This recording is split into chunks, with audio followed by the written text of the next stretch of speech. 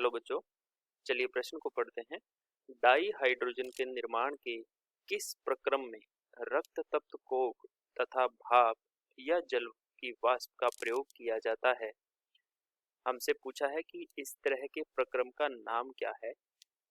सबसे पहले हम लिखेंगे मुख्य अवधारणा, और मुख्य अवधारणा में हम लिखेंगे कि इस तरह के प्रक्रम का नाम होता है बोस प्रक्रम। क्या कहते हैं इसको? बोस प्रक्रम। ठीक है।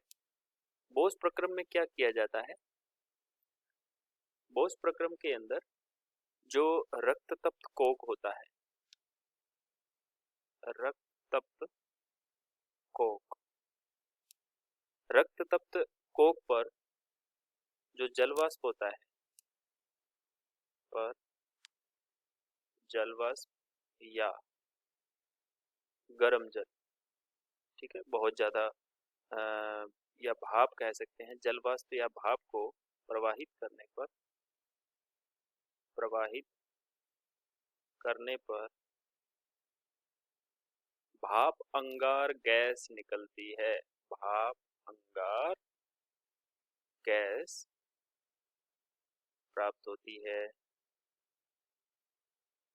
ठीक है ना, भाप अंगार गैस प्राप्त होती है। चलिए हम देख लेते हैं।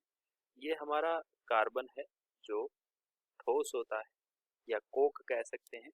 इस पर जल जो होता है जो कि गैस रूप में होना चाहिए, लिक्विड नहीं, गैस रूप में। भाप या जलवाष्प जो होता है वो गैस रूप में होना चाहिए। जब इसको बहुत ज्यादा ताप पर, यानी कि लगभग 1270 केल्विन ताप पर इसको जब गर्म किया जाता है, तो ये CO जो कि गैस होती है, कार्बन मोनोऑक्साइड, और हाइड्रोजन जो कि गैस होती है, इन दोनों का मिश्रण प्राप्त होता है।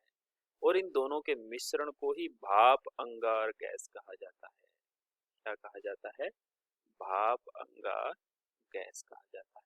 ठीक है ना, ध्यान रहे, ये हमारा कोक है, कोक या गरम कोयला जिसको कहते हैं, ये भाप है, जलवाष्प है, और ये भाप अंगार गैस है।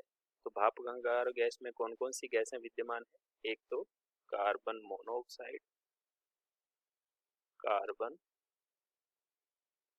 मोनोऑक्साइड